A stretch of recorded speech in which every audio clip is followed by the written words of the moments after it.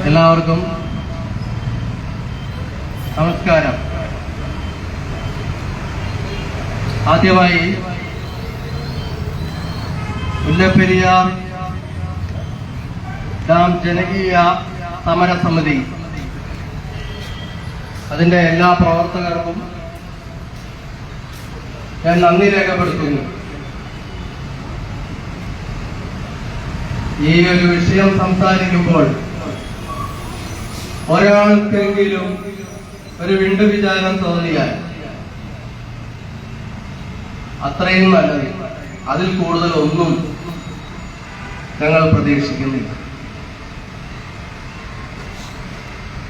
ഇതൊരു എംപവർമെന്റ് ആണ്. കേരളത്തിലെ ജനങ്ങളെ ശാക്തീകരിക്കുക എന്നുള്ളതാണ്. നമ്മൾ ചതിക്കപ്പെട്ട ഒരു ജനം,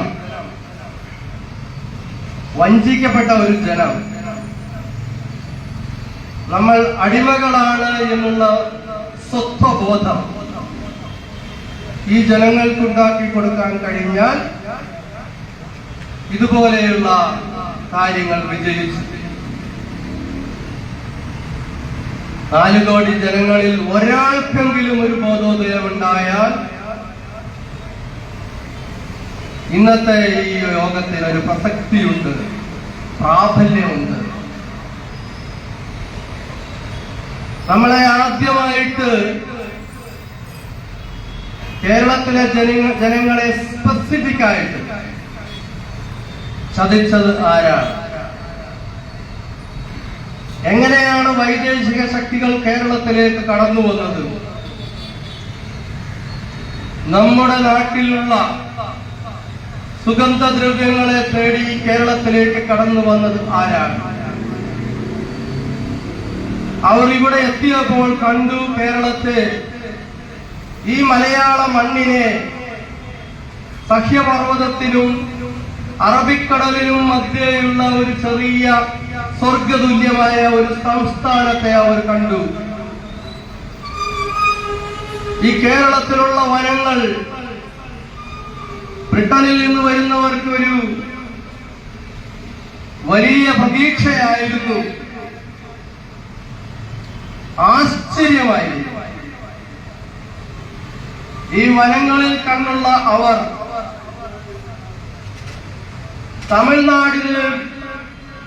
തമിഴ്നാട്ടിൽ ജലമില്ല, വരണ്ടു കിടക്കുന്നു. ഇതാണ് അവർ ആദ്യം ഇറക്കിയ പ്രൊപ്പഗാണ്ട. നിങ്ങൾ മനസ്സിലാക്കുക, തമിഴ്നാട്ടിൽ ജലമില്ല, വരണ്ടു കിടക്കുന്ന ഭൂമിയായിരുന്നുവെങ്കിൽ ഈ പറഞ്ഞ 5 ജില്ലകളിൽ ജനങ്ങൾ ആരും തന്നെ അവിടെ ഉണ്ടാകുമായിരുന്നില്ല, കേരളത്തിൽ വന്ന് താമസിച്ചേനെ.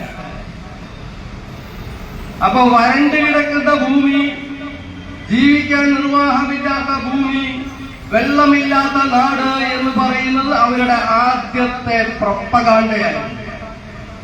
ഇന്ന് നമ്മൾ പഠിക്കുമ്പോൾ നാഷണൽ ആവറേജിനേക്കാളും മഴ പെയ്യുന്ന സ്ഥലങ്ങളാണ് തമിഴ്നാടിന്റെ 4 ജില്ലകൾ. നമ്മൾ വെള്ളം കൊടുക്കുന്ന 4 ജില്ലകൾ. ഒരു ജില്ല മാത്രമാണ് നാഷണൽ ആവറേജിനേക്കാൾ മഴയുടെ കാര്യത്തിൽ താഴെ നിൽക്കുന്നത്. ഏതോ ഒരു വരണ്ട പാടം കാണിച്ച്, വിണ്ടു കീറിക്കിടക്കുന്ന പാടം കാണിച്ച്, മെലിഞ്ഞുണങ്ങിയ പശുക്കളെയും ആടുമാടുകളെയും കാണിച്ച് വെള്ളമില്ലാത്ത സ്ഥലമെന്ന് പറഞ്ഞ് നമ്മളെ ചതിച്ചത് ബ്രിട്ടീഷുകാരാണ്. ഇവർ നമ്മുടെ മഹാരാജാവിനോട് 8000 ഏക്കർ സ്ഥലം വനം വേണമെന്ന് ആജ്ഞാപിച്ചപ്പോൾ നമ്മുടെ മഹാരാജാവിന് കൊടുക്കാതിരിക്കാമായിരുന്നു തിരുവിതാംകൂർ മഹാരാജാവിന്. വിശാഖം തിരുനാൾ മഹാരാജാവിന് കൊടുക്കാതിരിക്കുമായിരുന്നു. ഞങ്ങൾ തരില്ല എന്ന് പറഞ്ഞാൽ ബ്രിട്ടീഷുകാർക്ക് ഒന്നും ചെയ്യാൻ സാധിക്കില്ല. കാരണം ബ്രിട്ടനിൽ റൂൾ ഓഫ് ലോ ഉണ്ട്, ബ്രിട്ടൻ ഒരു കോൺസ്റ്റിറ്റ്യൂഷൻ ഉണ്ട്, എങ്ങനെയാണ് ഇന്ത്യ ഭരിക്കേണ്ടതെന്ന് എഴുതി വെച്ച നിയമങ്ങളുണ്ട്. അത് വിട്ടിട്ടൊന്നും അവർക്ക് ചെയ്യാൻ കഴിയില്ല. അപ്പൊ നമ്മളെ രണ്ടാമത് ചതിച്ചത് നമ്മുടെ തന്നെ മഹാരാജാവ് ശ്രീ വിശാഖം തിരുനാളാണ് എന്ന് പറയാൻ എനിക്ക് മടിയില്ല. ഇത് രാജകുടുംബത്തിന്റെ ഉത്രാടം തിരുനാൾ മഹാരാജാവായിരുന്ന കാലത്ത് അദ്ദേഹത്തിന്റെ മുഖത്ത് നോക്കി ഞാൻ പറഞ്ഞിട്ടുള്ളതാണ്. അതാണ് നമ്മുടെ രണ്ടാമത്തെ ചതി. ഏതായാലും അങ്ങനെ ഒരു മുല്ലപ്പെരിയാർ കരാറ് ഉണ്ടാക്കി ബ്രിട്ടീഷുകാർ നേടി.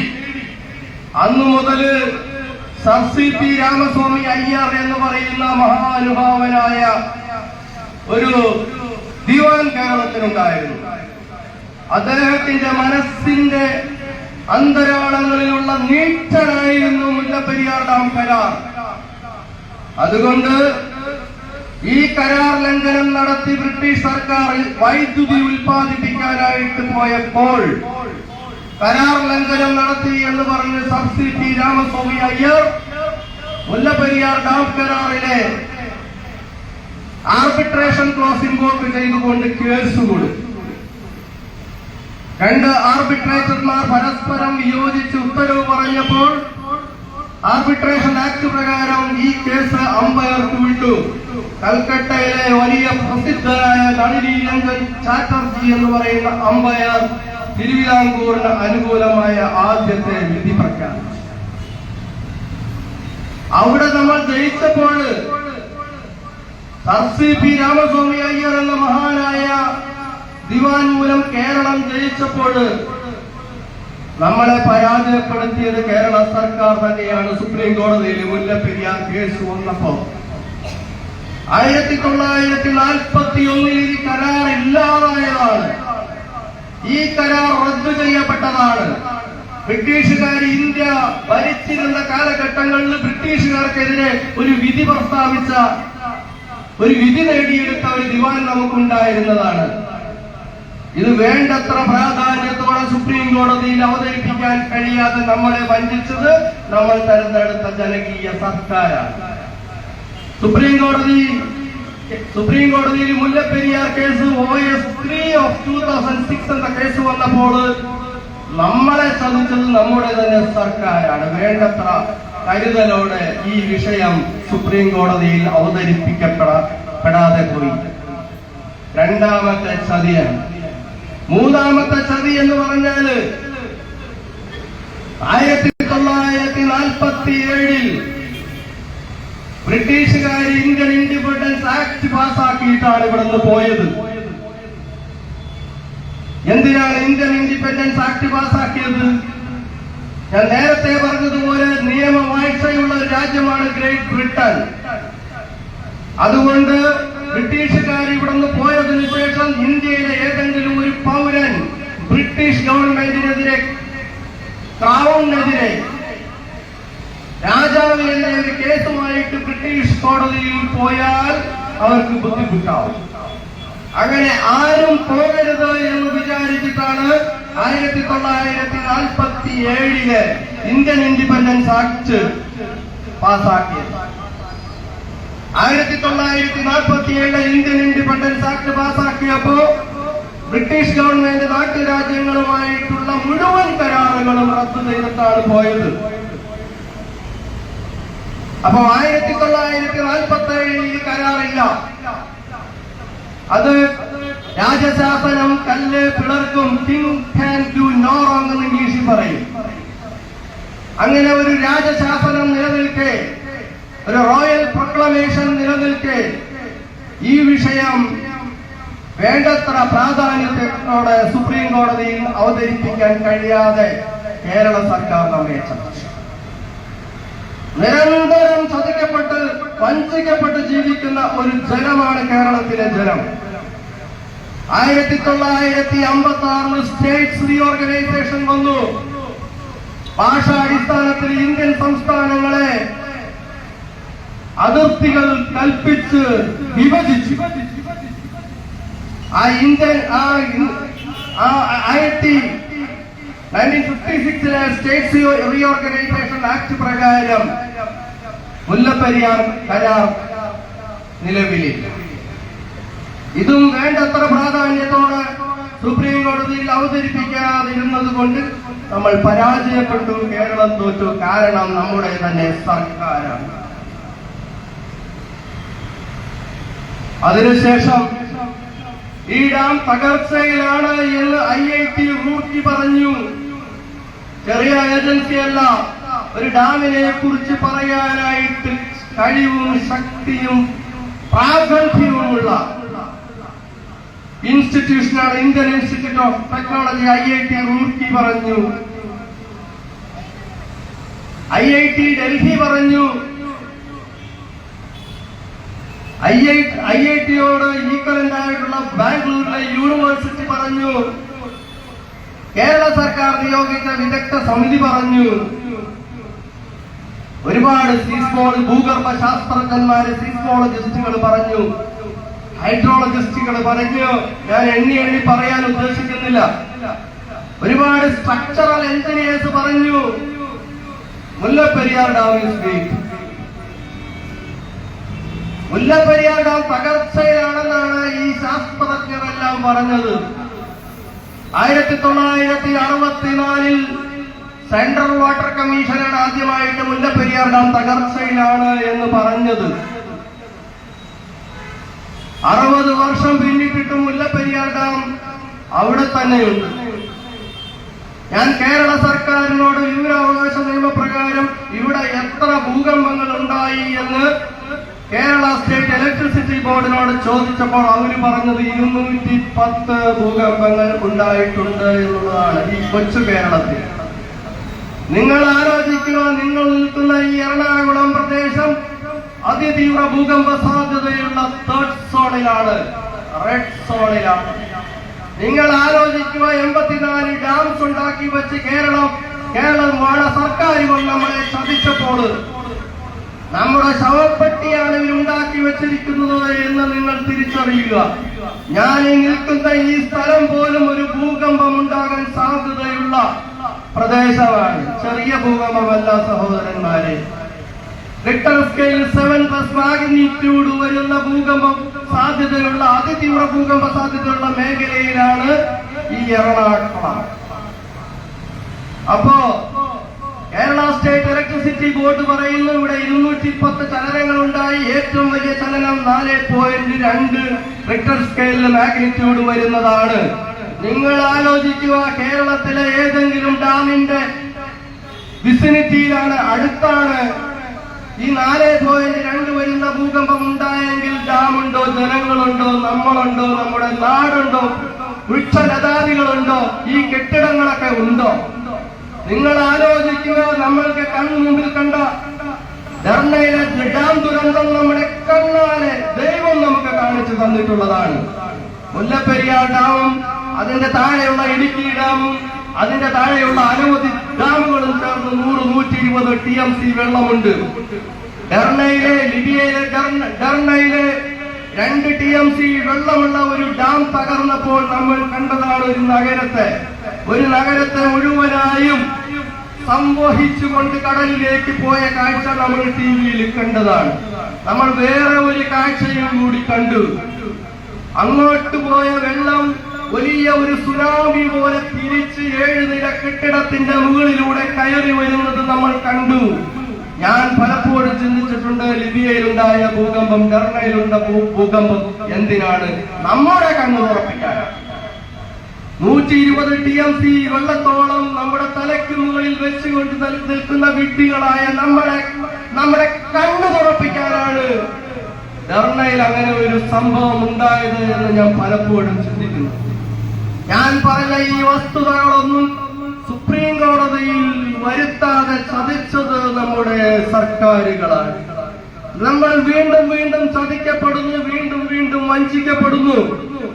ഇപ്പോൾ നമ്മുടെ ജീവന്, സ്വത്തിന്, എല്ലാത്തിനും നമ്മുടെ അച്ഛൻ അപ്പൂപ്പന്മാര് മുതൽ സമ്പാദിച്ചു വെച്ച സമസ്തവും വെള്ളത്തിനടിയിലാവുന്ന ഒരവസ്ഥയിലേക്ക് നമ്മളെ കൊണ്ടു ചെന്നെത്തിച്ചത്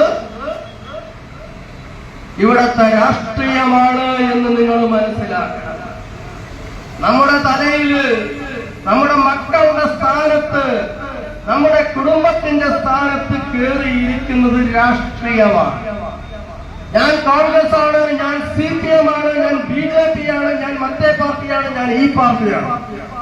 നമ്മുടെ മക്കളല്ല നമ്മുടെ തലയിലുള്ളത്, നമ്മുടെ കുടുംബമല്ല നമ്മുടെ തലയിലുള്ളത്. നമ്മൾ നേരെ കാണുന്ന നമ്മുടെ സഹോദരന്മാരല്ല നമ്മുടെ തലയിലുള്ളത്. ഇന്ന് ഞാൻ പ്രഖ്യാപിച്ച് പറയുന്നു, ഇന്ന് ഇവിടുത്തെ ഒരു നേതാവ് പറയുകയാണ്, മുല്ലപ്പെരിയാർ വിഷയത്തിൽ നിങ്ങൾ മനുഷ്യമതിൽ തീർത്തു.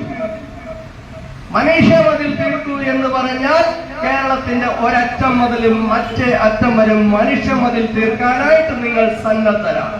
നമ്മൾ 2011 ഇവിടുത്തെ വലതുപക്ഷവും ഇടതുപക്ഷവും ചേർന്ന് ഒരു മനുഷ്യമതിൽ തീർത്തത് നമ്മൾ കണ്ടതാണ്. എവിടെ പോയി ജനങ്ങൾ? എവിടെ പോയി രാഷ്ട്രീയം? എവിടെ പോയി ജനങ്ങൾ?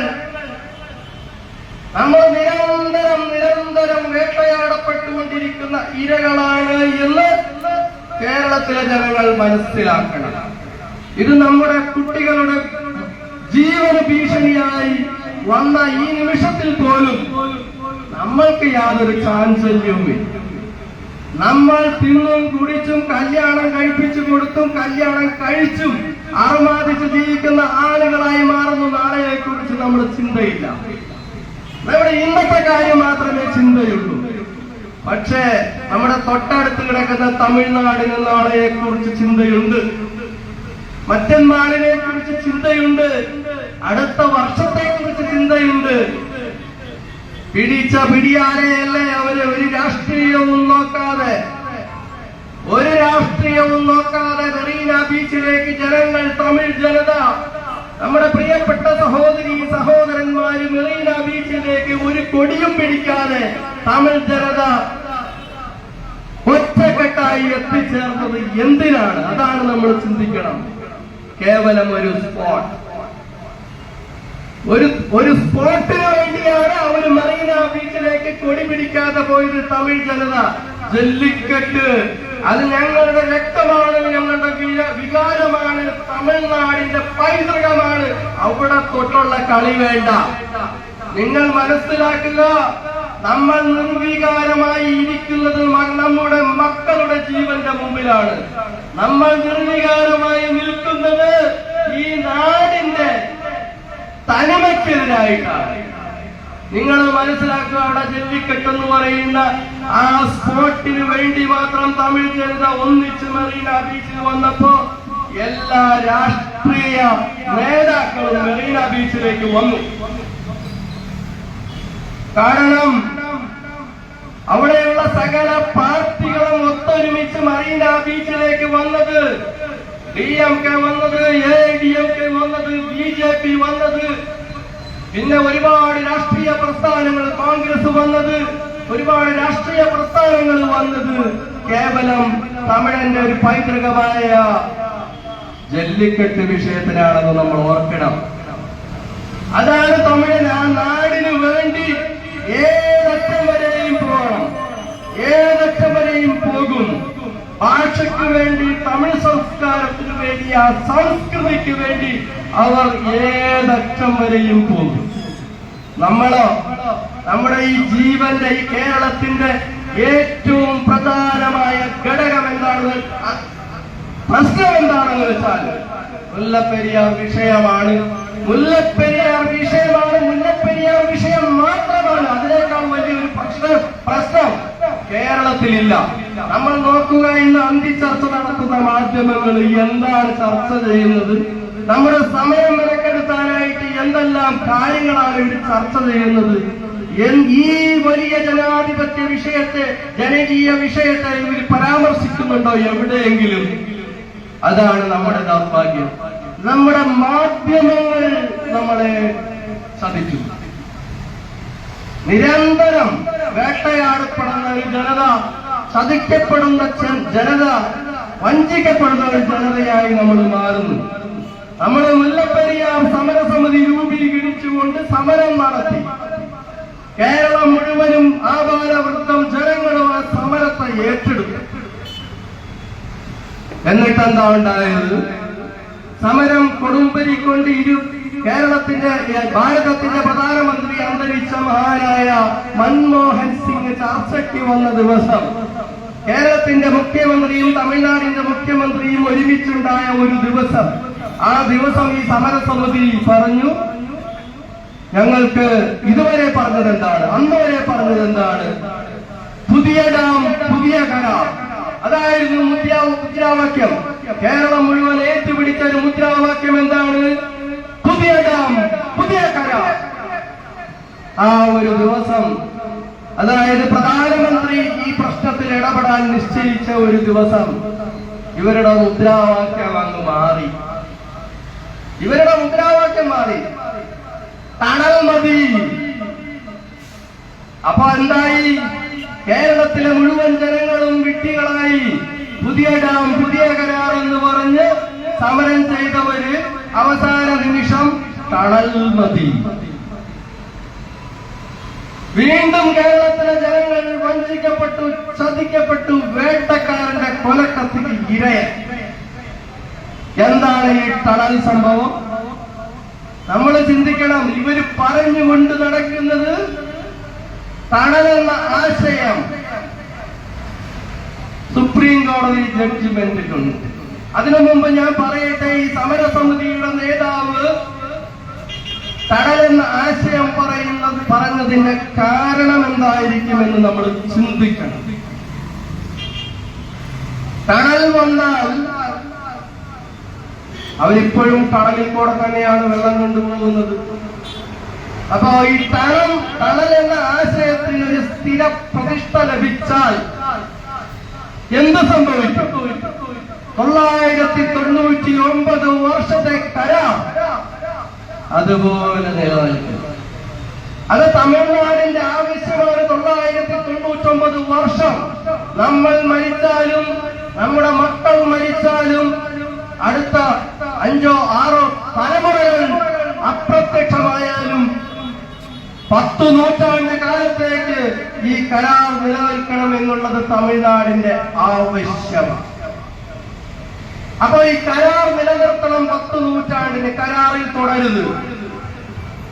അതിനെന്തു വേണം? തണൽ വേണം. തണലുണ്ടാക്കിയാൽ അവിടെ നിൽക്കും, കരാറും നിൽക്കും, തമിഴ്നാട് സേവ്. എന്തിനാണെന്നല്ലേ നിങ്ങൾ മനസ്സിലാക്കുക. ഈ വെള്ളത്തിൽ നിന്ന്, കൃഷിയിൽ നിന്ന് മാത്രം 50,000 കോടി രൂപ തമിഴ്നാട് ഉണ്ടാക്കുന്നു. നിങ്ങൾ ചിന്തിക്കുക, 50,000 കോടി തമിഴ് എക്സ്ചക്കറിൽ ഖജനാവിലേക്ക് വരുന്ന വെള്ളമാണ് നമ്മൾ മുല്ലപ്പെരിയാറിലൂടെ തമിഴ്നാടിന് കൊടുക്കുന്നത്. കേരളത്തിന് എന്ത് കിട്ടും? കേരളത്തിന് എന്ത് കിട്ടും? കരാർ പ്രകാരം 2,40,000 രൂപ കേരളത്തിന് കിട്ടണം. പക്ഷെ അതുപോലും കേരള സർക്കാർ ഖജനാവിലേക്ക് വാങ്ങി വെക്കുന്നില്ല. അത് വാങ്ങി വെച്ചിട്ട് കാര്യമൊന്നുമില്ല. 2,40,000 രൂപ 50,000 കോടി ലാഭം ഉണ്ടാക്കുന്ന ഒരു സർക്കാരിൽ നിന്ന് ഇവിടെ വാങ്ങി വെച്ച് നാണം കെടേണ്ട ആവശ്യമില്ല. അത് ശരിയാണ്. 468 കോടിയുടെ ഇലക്ട്രിസിറ്റി നമ്മുടെ വെള്ളത്തിൽ നിന്നുണ്ടാക്കുന്നു. നമ്മൾക്ക് വരുവാണ് ഇലക്ട്രിസിറ്റി ബില്ല്, അല്ലേ? നമ്മൾ ജനത എത്രമാത്രം ദുരിതം അനുഭവിക്കുന്നു. ഇലക്ട്രിസിറ്റി ബില്ലും ഉണ്ട്. പക്ഷെ നമ്മുടെ വെള്ളത്തിൽ നിന്ന് 468 കോടി രൂപയുടെ ഇലക്ട്രിസിറ്റി തമിഴ്നാട് ഉത്പാദിപ്പിച്ചിട്ട് ഒരു യൂണിറ്റ് മേടിച്ചു വെക്കാൻ കോൺഗ്രസുകാരോ നിങ്ങളുടെ നേതാക്കന്മാരോട് ഏതെങ്കിലും ഇവിടെ കോൺഗ്രസ് രാഷ്ട്രീയത്തിൽ വിശ്വസിക്കുന്ന ഒരു അണിക്ക് അല്ലെങ്കിൽ അണികൾക്ക് പറയാനാവോ 468 കോടി രൂപ തമിഴ്നാട് നമ്മുടെ വെള്ളത്തിൽ നിന്ന് ഇലക്ട്രിസിറ്റി ആയിട്ട് ഉത്പാദിപ്പിക്കുന്നു? എന്റെ പൊന്ന് കോൺഗ്രസ് നേതാവെ, ഒരു യൂണിറ്റ് ഇങ്ങോട്ട് മേടിച്ചു വെക്ക്. പറയാൻ കഴിയില്ല നിങ്ങൾക്കത് സാധിക്കില്ല. അത് സാധിക്കണമെങ്കിൽ നിങ്ങൾക്കൊരു അഭിമാനം വേണം. എന്റെ മക്കള്, എന്റെ കുടുംബം, എന്റെ നാട് കേരളം. പണ്ടൊരു മഹാകവി പാടിയില്ലേ, ഭാരതമെന്ന് കേട്ടാൽ അഭിമാനപൂരിതമാകണം അന്തരംഗം, കേരളമെന്ന് കേട്ടാലോ തിളയ്ക്കണം ചോര നമുക്ക് ഞരമ്പുകളിൽ. ഇപ്പോഴും ചോര തന്നെയല്ലേ നമ്മുടെ സിരകളിലൂടെ ഒഴുകുന്നത്? എന്നെ കേൾക്കുന്ന CPIM-ന്റെ പ്രവർത്തകർക്കോ നേതാക്കൾക്കോ അവരുടെ നേതൃത്വത്തിനോട് ആവശ്യപ്പെടാൻ കഴിയുമോ? ഒരു യൂണിറ്റ് വൈദ്യുതി നിങ്ങൾ ഇങ്ങോട്ട് വാങ്ങിച്ചു വെക്ക് പറയാൻ കഴിയുമോ? ഇല്ല. എന്നെ കേൾക്കുന്ന BJP-യുടെയും മറ്റ് സംഘപരിവാർ നേതൃത്വത്തിനും ആവശ്യപ്പെടാൻ കഴിയില്ലേ? ഞാനൊരു രാഷ്ട്രീയ പാർട്ടിക്കും എതിരല്ല, ഒരു രാഷ്ട്രീയ പാർട്ടിക്കും ഞാൻ എതിരല്ല. ഞാനൊരു നിസ്സാരമായ കാര്യമാണ് ഇവിടുത്തെ രാഷ്ട്രീയ നേതൃത്വത്തോട് ചോദിക്കുന്നത്.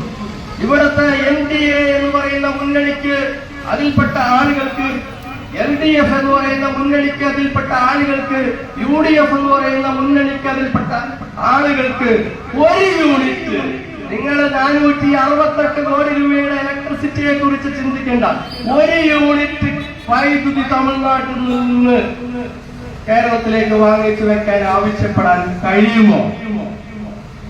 ഇല്ല. എന്താ കാരണം? നിങ്ങൾ തിരിച്ചറിയണം.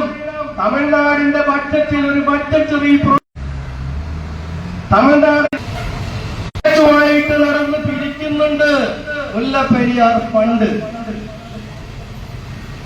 കേരളത്തിലെ ഒരു വലിയ കോർപ്പറേറ്റ് മുതലാളി ആ ഫണ്ടിലേക്ക് കൊടുക്കുന്നത് പ്രതിവർഷം 5 കോടിയാണ് മുല്ലപ്പെരിയാർ ഫണ്ടിലേക്ക് കൊടുക്കുന്നത്.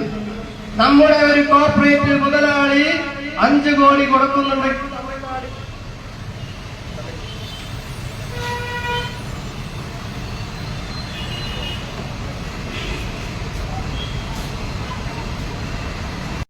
എന്ന് പറയുന്നത് BJPയുടെ തമിഴ്നാട് ഘടകം പ്രസിഡന്റാണ്.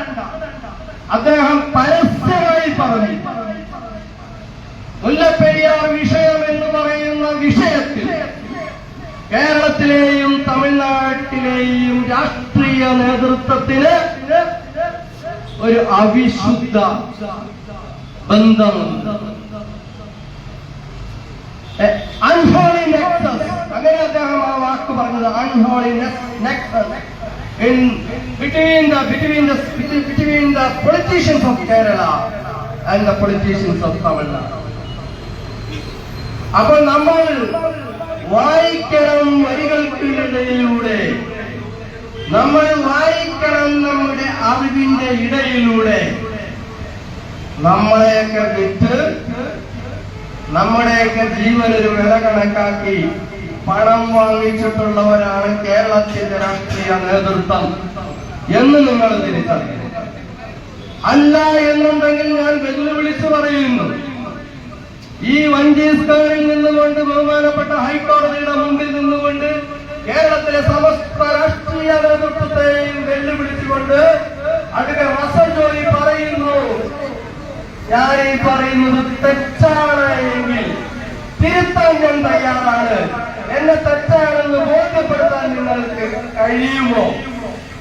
ഈ വെല്ലുവിളി ഏറ്റെടുക്കാനായിട്ട് രാഷ്ട്രീയ നേതാക്കൾക്ക് കൊടിപിടിച്ച് നടക്കുന്ന അണികൾക്ക് സാധിക്കുമോ ഈ വെല്ലുവിളി ഏറ്റെടുക്കാൻ? വെല്ലുവിളിച്ച് പറയാൻ ഈ വേദിയിൽ നിന്ന് കേട്ടോ. ഞാൻ ഇവിടെ തന്നെ ഉണ്ടാവും, ഞാൻ എങ്ങോട്ടും പോകുന്നില്ല, ഞാൻ ഇവിടെ തന്നെ ഉണ്ടാവും. നിങ്ങൾക്ക് ഈ വെല്ലുവിളി ഏറ്റെടുക്കാൻ ചങ്കൂറ്റമുണ്ടോ? അതാണ് എനിക്കറിയാം. ഞാൻ തിരിച്ചു വരാം. ഈ ടണൽ സുപ്രീം കോടതിയുടെ ജഡ്ജ്മെന്റിൽ ഉണ്ടെന്നാണ് എല്ലാവരും പറഞ്ഞു നടക്കുന്നത്, അല്ലേ? അങ്ങനെ പറഞ്ഞാൽ അത് ഏത് വക്കീലായാലും അത് കോട്ടലക്ഷ്യമാവും. കാരണം ജഡ്ജ്മെന്റ് എന്താണെന്ന് പഠിക്കാത്ത വിവരദോഷികളാണ് ഈ ടണൽ എന്ന് പറഞ്ഞ് നടക്കുന്നത്. ഈ ആശയം സുപ്രീം കോടതിയുടെ ജഡ്ജ്മെന്റിൽ വരാൻ എന്തായിരിക്കും കാരണം? അപ്പോൾ നമ്മൾ ചിന്തിക്കണം, എന്നൊരു എംപവേർഡ് കമ്മിറ്റി ഉണ്ടായിരുന്നു, അതിൽ കേരളത്തിന്റെ പ്രതിനിധിയായിട്ട് ജസ്റ്റിസ് KT തോമസ് ഉണ്ടായിരുന്നു. അദ്ദേഹമാണോ ഇതിന്റെ പുറകിൽ എന്ന് ചോദിച്ചാൽ എനിക്ക് അറിയില്ല എന്ന് എനിക്ക് പറയാൻ കഴിയും. പക്ഷേ ടണലെന്ന ആശയം സുപ്രീം കോടതി ജഡ്ജ്മെന്റിൽ വന്നു. എന്താണ് സുപ്രീം കോടതി പറഞ്ഞത് എന്ന് നിങ്ങൾ മനസ്സിലാക്കണം. ടണലെന്ന ആശയം തമിഴ്നാടിന് പരിശോധിക്കാവുന്നതാണ്, അത് വയബിളാണ്, അത് പ്രായോഗികമാണ് എന്നും കണ്ടെത്തിയാൽ നിങ്ങൾ 1 വർഷത്തിനുള്ളിൽ അത് നടപ്പിലാക്കണം. ഒറ്റ വർഷം കൊടുത്തോളൂ. ആ 1 വർഷം കഴിഞ്ഞപ്പോ ആ നിർദ്ദേശം തീർന്നു. അവിടെ തീരാണ് 1 വർഷം കഴിഞ്ഞപ്പോ. അപ്പൊ ഇപ്പൊ ഉണ്ടോ? ഇപ്പൊ ഒരു ടണൽ എന്നുള്ള ആശയം സുപ്രീം കോടതി ജഡ്ജ്മെന്റിൽ ഉണ്ടോ? ഇല്ല. ഇങ്ങനെ വരുന്ന അഭിപ്രായങ്ങൾക്കാണ് നിയമ മലയാളത്തിൽ ഓബിറ്റർ ഡിക്റ്റ എന്ന് പറയുന്നത്. ഓബിറ്റർ ഡിക്റ്റ അത് ലാറ്റിനാണ്. Remarks made on the way, ഒരു വഴിക്ക് പോയപ്പോ പറഞ്ഞ അഭിപ്രായം, അത്രയേ ഉള്ളൂ. അല്ലാണ്ട് സുപ്രീം കോടതിയുടെ ഡിഗ്രി ഒന്നും അല്ല അത് കാണാനുള്ള ആശയം. അവരൊരു അഭിപ്രായം പറഞ്ഞെന്നുള്ളൂ. അഭിപ്രായം വേണമെങ്കിൽ സ്വീകരിക്കാം, 1 വർഷത്തിനുള്ളിൽ സ്വീകരിക്കണം. നിങ്ങൾ മനസ്സിലാകുക, ഒരു ജഡ്ജ്മെന്റിന് 2 വശങ്ങളുണ്ട്. ഒന്ന് റിമാർക്സ് മെയ്ഡ് ഓൺ ദ വേ, പല കാര്യങ്ങളും ഡിസ്കസ് ചെയ്തു പോകും. അവസാനം പറയുന്നതാണ് ഡിക്റ്റം, ഉത്തരവ്, ഓർഡർ. താഴെ കോടതിയിലൊക്കെ പറയുമ്പോ ഡിഗ്രി. അങ്ങനെ ഒരു ഓർഡർ ഇല്ല കേട്ടോ. നിങ്ങളെ പറഞ്ഞ് ടണൽ ആളുകൾ നിങ്ങളെ പറഞ്ഞ് വിശ്വസിപ്പിച്ചിരിക്കുന്നത് പോലെ ഒരു ഉത്തരവ് ഇല്ല. ഉണ്ട് എന്ന് പറഞ്ഞാൽ കണ്ടംപ്റ്റ് ആവും, ടോട്ടലക്ഷ്യം. ആ ആശയം തമിഴ്നാട് സ്വീകരിച്ചോ? ഇല്ല. തമിഴ്നാട് ചവറ്റുകോട്ടയിൽ കളഞ്ഞു. എന്താ കാരണം എന്നറിയോ? ഇപ്പൊ വേണ്ട, ഇപ്പൊ ഡാമോടെ നിൽക്കാല്ലേ. എന്നെങ്കിലും ബഹുമാനപ്പെട്ട സുപ്രീം കോടതിയിൽ നിന്ന് അഡ്വക്കേറ്റ് റസൽ ജോയിക്ക് ഡീകമ്മീഷൻ ഉത്തരവ് വാങ്ങാൻ കഴിഞ്ഞാൽ ആ നിമിഷം തമിഴ്നാട് ടണലെടുത്തിടും. തമിഴ്നാട് ടണലെടുത്തിടും, കുഴലി വെക്കും, കൊണ്ടുപോകും. 999 വർഷത്തെ കരാർ അവിടെ നിലനിർത്തണം. അത് അവരുടെ ആവശ്യം. അതിനാണ് ഇവിടെയുള്ള ആളുകള്, കുറെ ബുദ്ധിജീവികൾ എന്ന് പറയുന്ന ആളുകള് കുഴലൂത്ത് നടത്തുന്നത്. കുഴലൂത്താണ്, നമ്മളെ തെറ്റിദ്ധരിപ്പിക്കുന്നതാണ്. ഇതിന് പാലക്കാട്ടുള്ള ഒരു വലിയ നേതാവും വലിയ ഒരു എഞ്ചിനീയറും സപ്പോർട്ട് ചെയ്തതോടുകൂടി കഥ മാറി. നമ്മുടെ ഒരു അവസ്ഥ നോക്ക്. ഏതെങ്കിലും ഒരുത്തൻ എവിടെയെങ്കിലും പോയിരുന്നു എന്തെങ്കിലും പറഞ്ഞാൽ ഉടനെ കൈയടിക്കാൻ വരും. അവൻ ആരാണ് എന്ന് മനസ്സിലാക്കിയിട്ട് എന്ത് തരത്തിലാണ് പറഞ്ഞത് എന്ന് പരിശോധിച്ചിട്ട് തീരുമാനിക്കണം. നമ്മൾ വീട്ടിലിരിക്കുന്നു, ഡോക്ടർ ആശുപത്രിയിലിരിക്കുന്നു, ഡോക്ടർ രോഗിയെ പരിശോധിക്കാതെ ആശുപത്രിയിൽ നിന്ന് ഒരു കുറിപ്പ് എഴുതിയാൽ, കുറിപ്പടി പ്രിസ്ക്രിപ്ഷൻ എഴുതിയാൽ നമ്മൾ അതുകൊണ്ട് പോയി മരുന്ന് മേടിക്കുന്നു. സാധാരണ മേടിക്കാൻ സാധ്യതയില്ല. അല്ലെങ്കിൽ നമ്മളെ ഡോക്ടർ ഇതിനു മുമ്പേ പരിശോധിച്ചിരിക്കണം, അല്ലെങ്കിൽ മേടിക്കാൻ സാധ്യതയില്ല. ഇതൊരു എഞ്ചിനീയർ പാലക്കാട്ടിരുന്ന് പറയുന്നു. എന്താ പറയുന്നത്? തണല് വെച്ച് തമിഴ്നാട്ടിന് വെള്ളം കൊടുക്കാം. ശാസ്ത്രീയമാണ്. ഈ വ്യക്തി ഒരിക്കൽ പോലും ഈ ഡാം പോയി പരിശോധിച്ചിട്ടില്ല. അതും അദ്ദേഹം പറയുന്നുണ്ട്, ഞാൻ പോയി പരിശോധിച്ചിട്ടില്ല.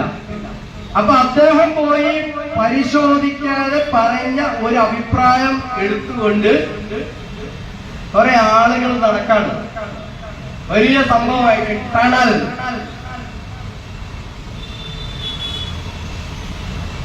നടപ്പിലാക്കാൻ തമിഴ്നാടിന് താല്പര്യമില്ലാത്ത ഏറ്റവും അശാസ്ത്രീയമാണ് എന്ന് പറയാൻ നിങ്ങൾക്ക് ഞാൻ പറഞ്ഞാൽ മനസ്സിലാവും. കാരണം ഈ ഡാം എന്നല്ല, ഏത് ഡാമും എല്ലാ വർഷവും കഴുകി വൃത്തിയാക്കണം എന്നുള്ളതാണ്.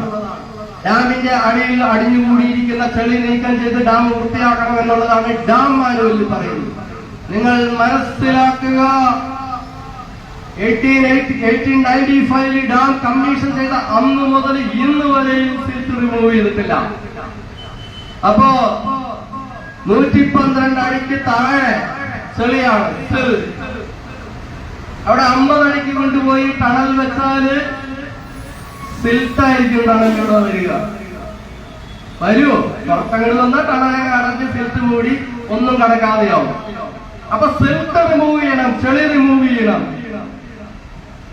130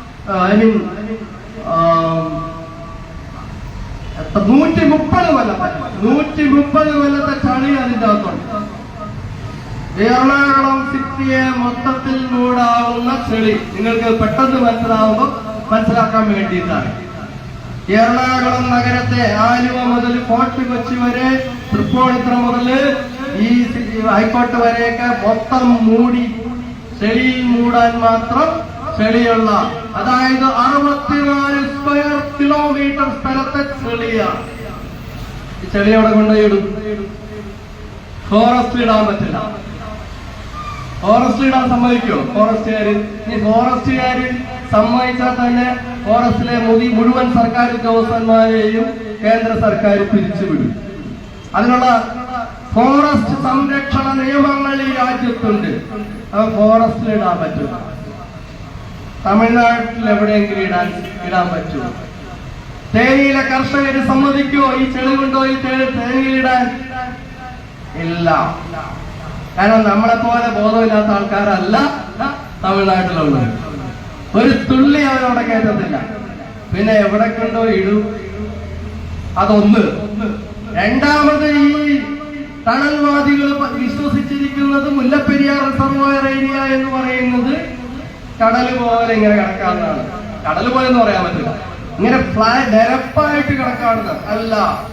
മുല്ലപ്പെരിയാർ റിസർവോയറില് കുന്നും മലകളുമുണ്ട്.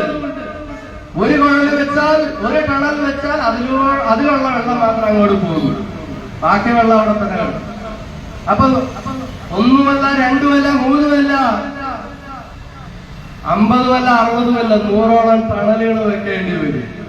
അതും സഹ്യപർവ്വതം തുരന്നു വെക്കേണ്ടി വരും. ഒരു ഡാം പുതിയത് പണിയാൻ അത്രയും കാശ് വരത്തില്ല കേട്ടോ. ഞാൻ ഡാം പുതിയത് പണിയണമെന്നല്ല പറയും. എന്തുമാത്രം ആൾട്ടർനേറ്റീവ് സോഴ്സസ് ഉണ്ട് തമിഴ്നാടിന് വെള്ളം കൊടുക്കാൻ. അപ്പോ ടണൽ എന്ന് പറയുന്ന ആശയം, സഖ്യപർവ്വതം തുറന്ന് ടണൽ വെക്കുന്ന ആശയം അൺസയന്റിഫിക് ആണ്. അത് പറയാനാണ് ഞാൻ ഈ പറഞ്ഞത്. ഇത് ഒത്തിരി കേരളത്തിന്റെ KSCBയുടെ ഇറിഗേഷൻ ഡിപ്പാർട്ട്മെന്റിന്റെ എഞ്ചിനീയേഴ്സ് എല്ലാം സാക്ഷ്യപ്പെടുത്തിയിട്ടുള്ളതാണ്. ടണൽ എന്ന് പറയുന്നത് പ്രായോഗികമല്ല. അത് ചെയ്യണമെങ്കിൽ തമിഴ്നാട് ചെയ്യണം. അങ്ങനെ പ്രായോഗികതയുണ്ട് എന്ന് വിചാരിക്കുകയാണെങ്കിൽ തന്നെ തമിഴ്നാട് ചെയ്യണം. തമിഴ്നാട് ഇപ്പൊ ചെയ്യൂല. അവർക്ക് നിവൃത്തി ഇല്ലാതെ വന്നാൽ കോടതി ഡീകമ്മീഷൻ ഉത്തരവ് പാസാക്കിയാൽ അവര് എന്തു വില കൊടുത്തും അത് ചെയ്യും. അതിനാണ് ഇവിടെയുള്ള ആളുകളെ കൊണ്ട് ഇപ്പോഴേ ടണൽ എന്ന് പറഞ്ഞ് വാദം ഉയർത്തുന്നത്. ഒരിക്കലും അത് നമ്മളെ രക്ഷിക്കാനോ നമ്മളെ സഹായിക്കാനോ ഉള്ളതല്ല. നമുക്ക് വേണ്ടത് ഡീകമ്മീഷൻ മുല്ലപ്പെരിയാർ ഡാം. അതാണ് നമുക്ക് വേണ്ടത്. മലയാളത്തിൽ പറഞ്ഞ എടുത്തു കൊണ്ടോടാ നിന്റെ മുല്ലപ്പെരിയാർ ഡാം, അല്ലെങ്കിൽ നിന്റെ മുല്ലപ്പെരിയാർ പൊളിച്ചു കളയാനാണ്. അത്രേ നമുക്ക് ആവശ്യമുള്ളൂ. വെള്ളം അവർക്ക് ആവശ്യമുണ്ടെങ്കിൽ ഡാമൊന്നും വേണ്ട. ഈ ടണൽവാദികൾ മനസ്സിലാക്കിക്കോ. ഇവര് പറയുന്നത് എന്താണ്? വേറൊരു ഡാം പണിതാൽ, ഞാൻ ആവർത്തിച്ച് പറയുന്നു, ഞാൻ ഡാമിനെ സപ്പോർട്ട് ചെയ്തുകൊണ്ട് പറയുന്നതല്ല, പുതിയ ഡാമിനെ സപ്പോർട്ട് ചെയ്തുകൊണ്ട് പറയുന്നതല്ല. എങ്കിലും ഈ ടണൽവാദികൾ പറയുന്നു 200 വർഷം കഴിയുമ്പോൾ വീണ്ടും അന്നത്തെ കേരളത്തിലെ ജനങ്ങൾ ഇതുപോലെ സമരം ചെയ്യേണ്ടി വരില്ലേ? ഇതാണ് ചോദ്യം. ഈ മണ്ടന്മാരോട് എനിക്ക് ഒരേ ഒരു കാര്യം പറയാനേ ഉള്ളൂ. 200 കൊല്ലം കഴിയുമ്പോൾ എന്തായിരിക്കും നമ്മുടെ ശാസ്ത്രം എന്തായിരിക്കും? ഇന്ന് ക്ലൗഡ് സീഡിംഗ് എന്ന് പറയുന്ന ഒരു കാര്യം മനുഷ്യന് ചെയ്യാൻ സാധിക്കും. മഴയില്ലാത്ത സ്ഥലത്ത് മഴ പെയ്യിക്കാൻ സാധിക്കും. Cloud seeding. അപ്പൊ ഡാമിന്റെ കാര്യം വേണോ? കുഴല് വേണോ? ടണല് വേണോ? എന്തെങ്കിലും വേണോ? അപ്പൊ 200 കൊല്ലം കഴിഞ്ഞ് അന്നത്തെ ആൾക്കാർ ഇതുപോലെ സമരം ചെയ്യേണ്ടി വരും എന്ന് ഒരുത്തം പറഞ്ഞാൽ അവൻ മണ്ടനാണ് എന്ന് മാത്രം നിങ്ങൾ ചിന്തിക്കും. കാരണം സയൻസ് മാറും, വെള്ളത്തിന്റെ ലഭ്യതയ്ക്ക് ആധുനികമായ അവസ്ഥകൾ ശാസ്ത്രം ഉണ്ടാക്കി. അപ്പൊ അതുകൊണ്ട് ഈ തമിഴ്നാടിനെ സഹായിക്കാൻ വേണ്ടി അവര് പറഞ്ഞു കൊടുത്ത ടണൽ എന്നുള്ള ആശയം പ്രചരിപ്പിച്ച് നടക്കുന്നവരുടെ കെണി നിങ്ങൾ വീഴരുത് എന്ന് മാത്രം ഞാൻ പറയുന്നു. അത് വഞ്ചനയാണ്, ചതിയാണ്.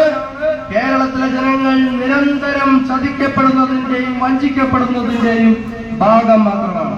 നിങ്ങൾക്കറിയാമോ, കേരളത്തിലെ ഏറ്റവും വലിയ ജലം സ്രോതസ് അല്ലെങ്കിൽ ജലമുള്ള സ്ഥലം വേമ്പനാട്ട് കായലാണ്. വേമ്പനാട്ട് കായലിലെ വെള്ളം ഇന്ത്യയുടെ വാട്ടർ സ്കാർസിറ്റിക്ക് ഒരു പരിഹാരമാണ്. ഇന്ത്യക്ക് മുഴുവനും കുടിനീര് കൊടുക്കുവാൻ ആവശ്യമുള്ള വെള്ളം വേമ്പനാട്ട് കായലുണ്ട്.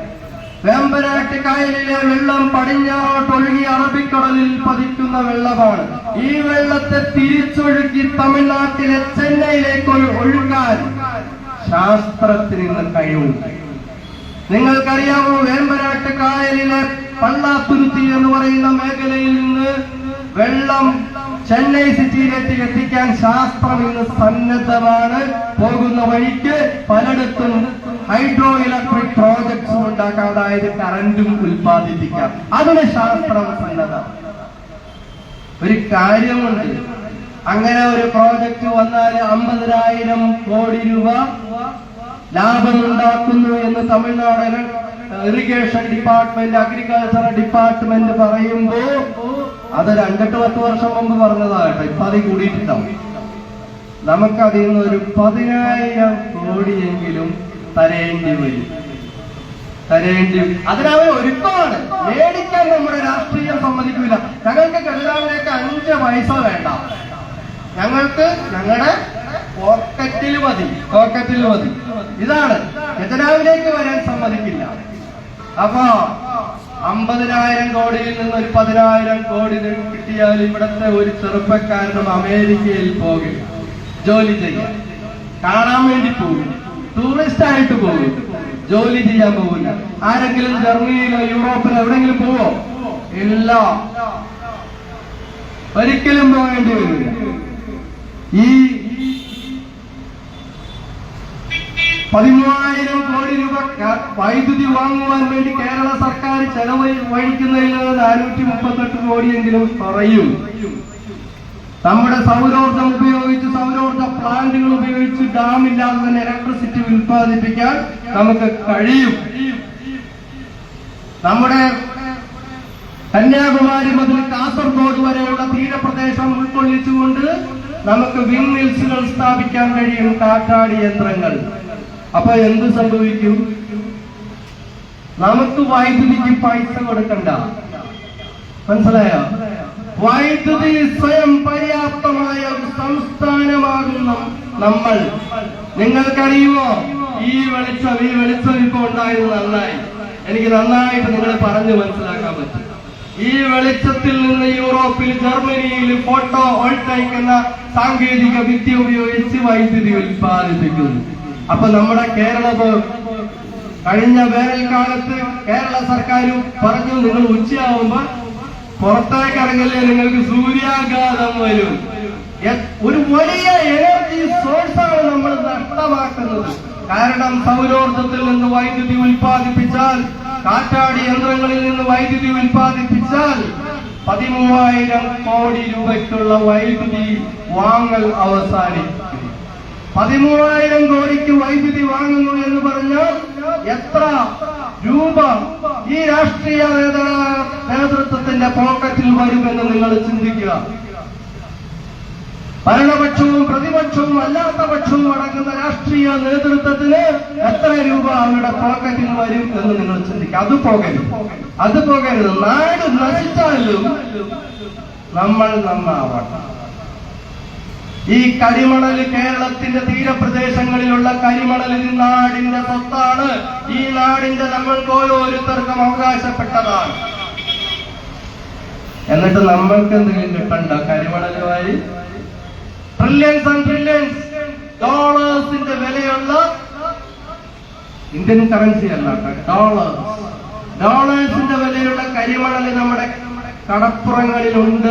ഉള്ളത് കൊണ്ട് നമുക്കെന്തെങ്കിലും പ്രയോജനമാണ്? അത് വാങ്ങിക്കൊടുത്ത്, അല്ലെങ്കിൽ അത് പ്രോസസ് ചെയ്ത് യുറേനിയവും മറ്റുള്ള മൂലകങ്ങളും ഒക്കെ ഉണ്ടാക്കി വിറ്റാല് നമുക്ക് എന്ത് കിട്ടും? ട്രില്യൺസ് ആൻഡ് ട്രില്യൺസ് ഡോളേഴ്സ് കിട്ടും. ഇവിടുത്തെ രാഷ്ട്രീയ നേതൃത്വം വിചാരിച്ചിരിക്കുന്നത് എന്താണോ? ജനങ്ങൾക്ക് ഗുണമുണ്ടാവരുത്, ഞങ്ങളുടെ ബിനാമികളോ കരിമണൽ വാരി വിറ്റ് ഞങ്ങള് ലോക കോടീശ്വരന്മാരാകണം. ഇതാണ്. മുല്ലപ്പെരിയാർ വിഷയം പരിഹരിക്കപ്പെടണമെങ്കിൽ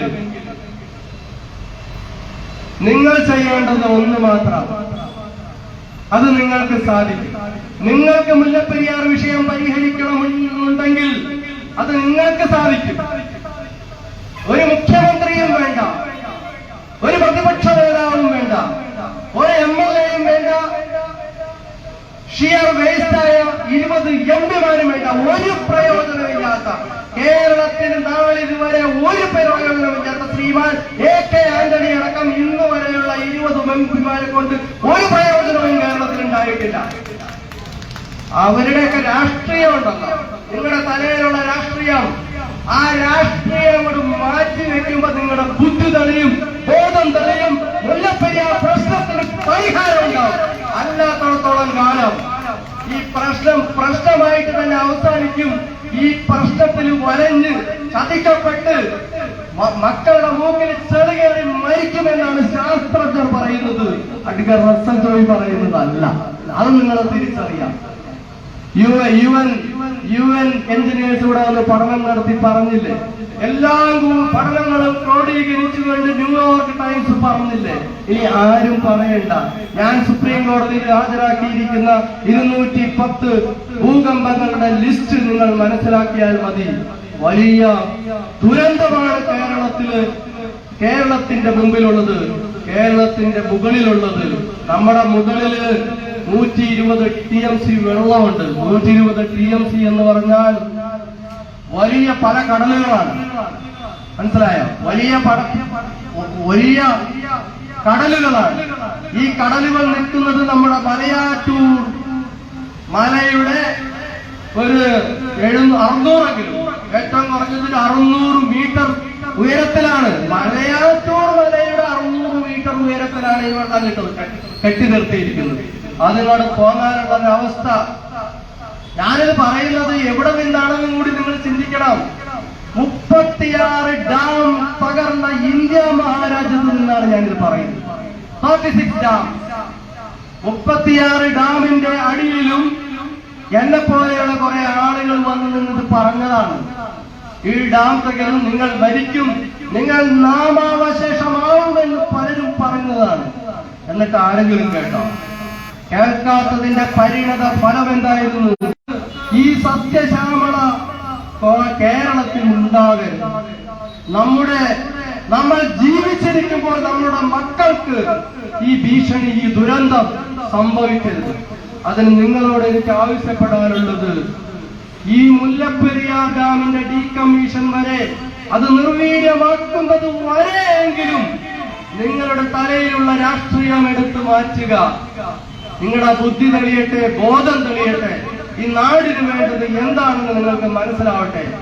ഞാൻ ഉറപ്പിച്ചു പറയുന്നു, ഇവിടെ നിന്നത് സംസാരിക്കുന്ന എനിക്ക് ഒരു രാഷ്ട്രീയവുമില്ല. വേറൊരു കാര്യം കൂടി ഞാൻ തറപ്പിച്ച് പറയുന്നു. കേരളത്തിലെ ഏതെങ്കിലും ഒരു രാഷ്ട്രീയ പാർട്ടി ഈ മുല്ലപ്പെരിയാർ വിഷയത്തിൽ ഇടപെട്ട് പരിഹരിക്കുമെന്നുണ്ടെങ്കിൽ ആ പാർട്ടിക്ക് വേണ്ടി സിന്ദാബാദ് വിളിക്കാൻ അഡ്വക്കേറ്റ് റസ്സൽ ജോയി സന്നദ്ധമാണെന്നും കൂടി പറഞ്ഞുകൊണ്ട് ഞാൻ എന്റെ എളിയ വാക്കുകൾ ഉപസംഹരിക്കുന്നു. എന്നെ വിളിച്ച് ഈ ഇങ്ങനെ ഒരു യോഗത്തിൽ സംസാരിക്കാൻ അനുവാദം തന്ന മുല്ലപ്പെരിയാർ ഡാം ജനകീയ സമര സമിതിയുടെ ശ്രീ ഉദയ് കുമാറിനും ഓമന ചേച്ചിക്കും, ഇവിടെ എന്നെ കേൾക്കുവാൻ വന്ന എല്ലാവർക്കും, ഇവിടെ ഉള്ളതിൽ കൂടുതൽ ആളുകൾ കേട്ടത് ഈ ചുറ്റുമുള്ള കടകളിലും സ്ഥാപനങ്ങളിലും വഴിയാത്രക്കാരായി വന്നവരുമാണ്. എല്ലാവർക്കും എന്റെ നന്ദി രേഖപ്പെടുത്തിക്കൊണ്ട് ഞാൻ വലിയ വാക്കുകൾ ഉപസംഹരിക്കുന്നു. നന്ദി, നമസ്കാരം.